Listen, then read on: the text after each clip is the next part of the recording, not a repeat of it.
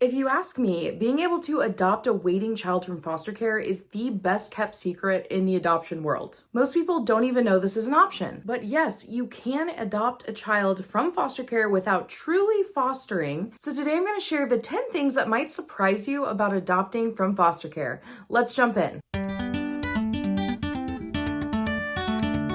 Hey there, if you're new here, my name is Katie and I am a foster care adoption consultant and I work with families from all across the country to help them on their adoption journey. I have also, myself and my husband, adopted 3 kids from foster care this exact way, and so I have a lot of experience and I truly believe that adopting from foster care might be right for you. If you're not sure if you're ready to adopt, I have a free quiz that I'll put in a link below if you want to try that out that you can take to see, are you truly ready to adopt? Now let's jump in. The first thing that often surprises people about adopting from foster care is that it is either free or very affordable. This is a stark contrast to adopting an infant domestically or adopting internationally, which can cost upwards of $60,000 to $70,000. I don't know about you, but I did not and do not have that much money laying around. And so those options weren't super realistic for our family.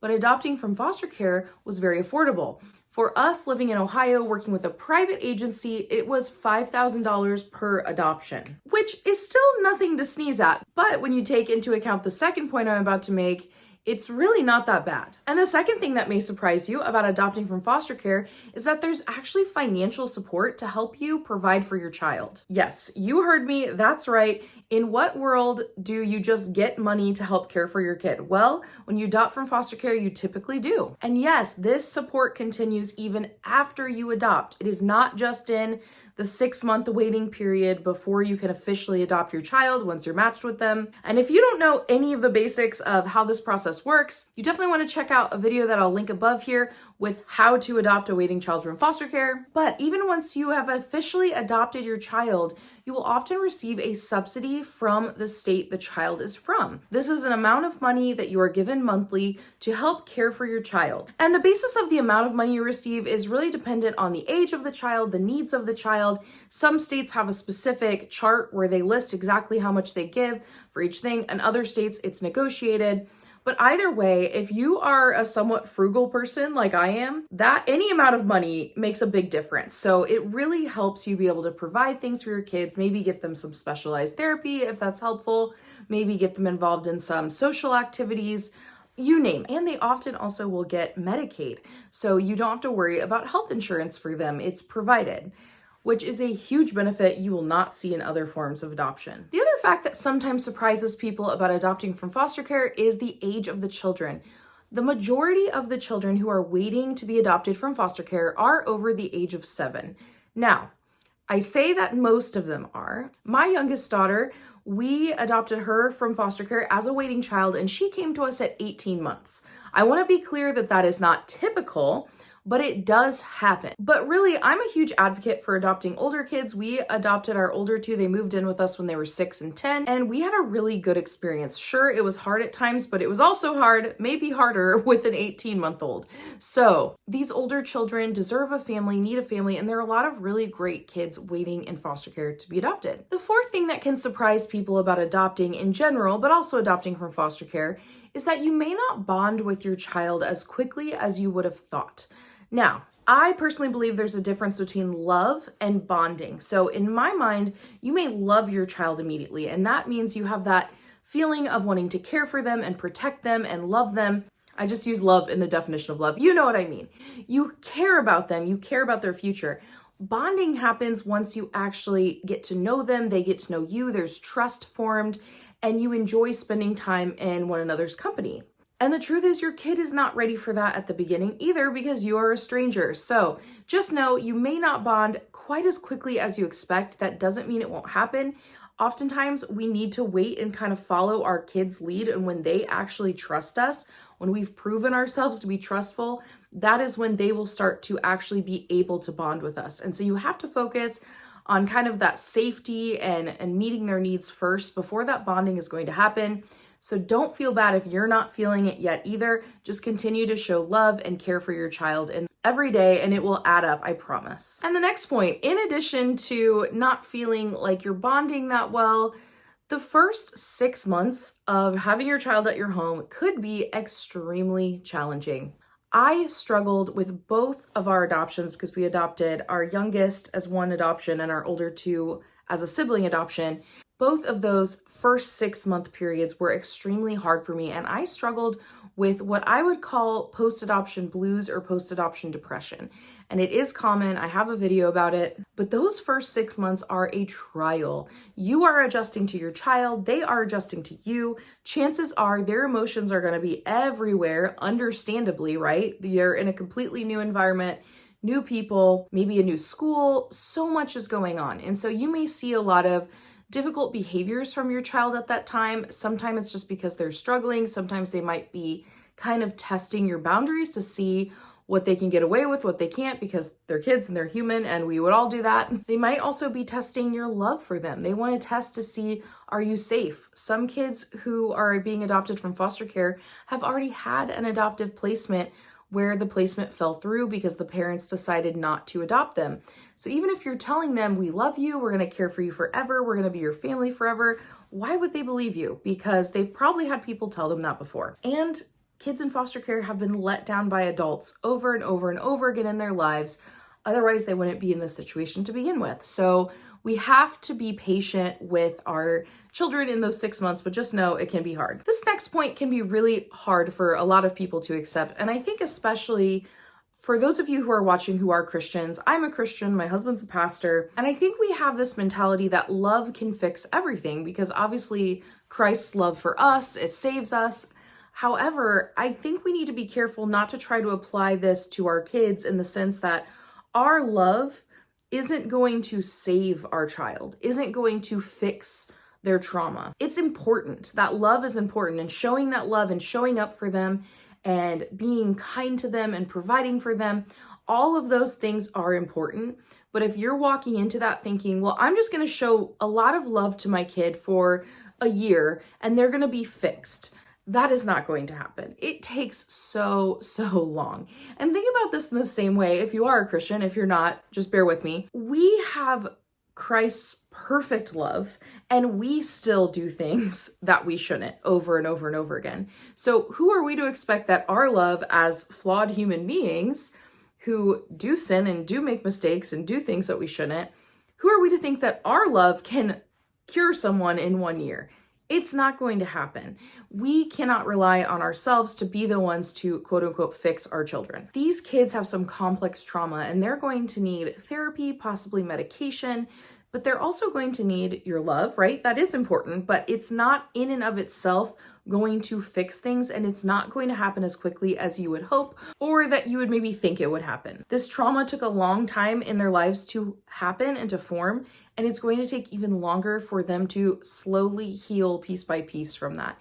And the truth is, this side of heaven, they may never see complete healing of that trauma, and that's okay. But that doesn't mean the love you show them isn't important. It is extremely important, but just know it's not going to just magically erase everything that's happened to them in their past. This next one is so hard for a lot of parents, and that is the fact that it might surprise you to find out that there are children who have been adopted who regret being adopted, and they might express that. Now, there are people out there who just regret being adopted in general. I would say for the most part, most adoptees probably have moments of regretting being adopted or expressing frustration that they had to be adopted. And here's the thing for you, my message to you as an adoptive parent is you do not have to take that personally. Yes, we can learn from adoptees and we can make better choices from that. But again, it's normal, even if you're a great adoptive family and you're doing right by your children and you are providing for them and loving them, they may express that they really miss being with their biological parent and that they wish they were with them. One of my kids has told me this multiple times. And the thing is, I recognized in that moment this feeling in me like, oh, but you have it so good now and all these things. It's like you want to say those things. But I recognized that where it was coming from was not a criticism of me, but it was a longing to have had a normal life. You know, our kids see their friends who have never had to be separated from their biological parents in any way. They see their friends who their biological parents have taken care of them really well, and they've never had to deal with the trauma of being in foster care and that separation. It is natural to wish that we didn't have to go through all of that pain and struggling and heartache. So just know, if your child expresses regret at being adopted, it doesn't mean they regret it completely. It could be an emotion in the moment.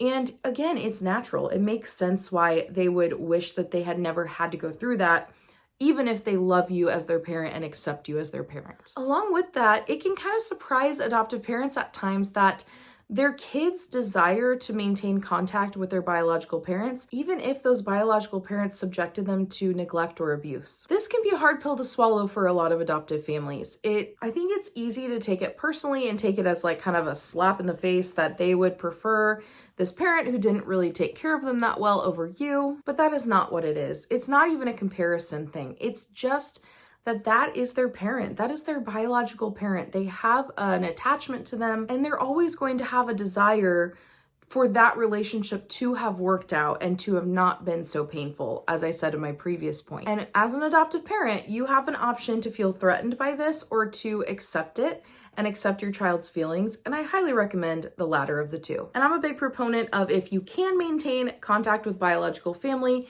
in a safe way that's helpful to the child, definitely do it. It's so beneficial. My kids have a call with their biological mom coming up this weekend. It's something we do every month. And we visited her recently, and it's been a really good relationship to maintain. And I recognize that's not the case in every situation, so obviously you're going to have to use wisdom and discernment and figure out what's the best for you. Something else that may surprise you about adopting from foster care is that there are kids who truly want their names to be changed when they're adopted. You know, a lot of kids want to hold on to that piece of their past, which completely understandable, but you may be surprised to find that there are some kids in foster care who are looking for a fresh start. They want to take on your last name and be part of your family in that way. They may want a new first name. For our youngest daughter, we kept her first name and we changed her middle name and last name. For our older two kids, we weren't really sure how to approach it because they've had that name for a long time. They know their name, you know, but our oldest actually asked us if she could have a new name. And that really surprised me. And I was glad because I really wanted to be able to do that. So what we did with our older two kids is we took their old first name and made it their middle name. And then we gave them a new first name. We actually let them pick. So I gave them 3 name options with different meanings that we thought fit them well, and they got to pick out of those 3. And it was really special. It was a really beautiful thing. But I was surprised that she asked us so early on if she could change her name. But I have heard other stories from adoptive parents where their children were also asking for that. They kind of viewed it as a fresh start. And last but not least, something that may surprise you about you adopting from foster care is how unsupportive some people in your circle may be. You may have family members or friends questioning your decision, wondering if it's a good idea, maybe saying some comments that aren't so great or aren't so nice to you. But I think it's important to realize that most of the time when our family and friends are not supportive initially of us adopting, it's coming from a place of love. It's coming from a place of fear about what adoption is because they're not familiar with it. They don't want you to make a decision that you'll regret or that will somehow ruin your life. And I can understand that. You know, when we had a couple people in our life not so sure about the decision we were going to make to adopt, I understood that it was coming from a place of love. It was coming from a place of, we care about you. We want to make sure you make a wise decision. And while we did decide to adopt, even when maybe a few people in our life weren't so sure about it, we made sure to take the trusted people in our lives and ask them questions and get advice and ask for prayer about potential matches we were getting. So we wanted to show them we value their opinion, we care about them, but ultimately it is our life and we're going to make our own decisions, and I'm glad we did. Now, if you think you are ready to adopt from foster care and you're like, yes, I want to do this, I want to get started, I have a group called Adopt Together that is for families like yours who are within that first year or so of adopting. Whether you are just getting started with an agency or you already have a match or you're within that first year bringing your child home, this group is a great place to get support, extra training, and community with others who are walking the same path. I can't tell you how many clients I talk to as an adoption consultant and I ask them, do you know anyone else who's adopted from foster care? And they don't know anyone. I was blessed enough to have other people in my life who had also adopted from foster care who I could lean on and rely on. But when I realized that's something not everyone has, I developed this group. So this group will be opening up in January again.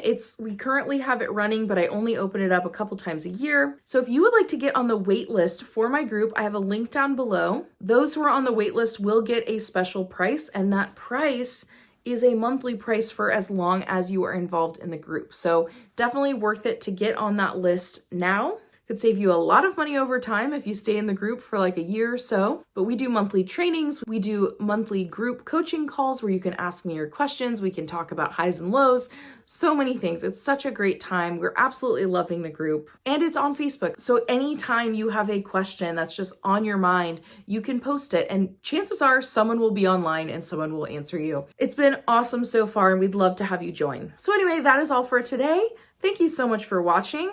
If you enjoyed the video, give it a thumbs up, and I will see you next time.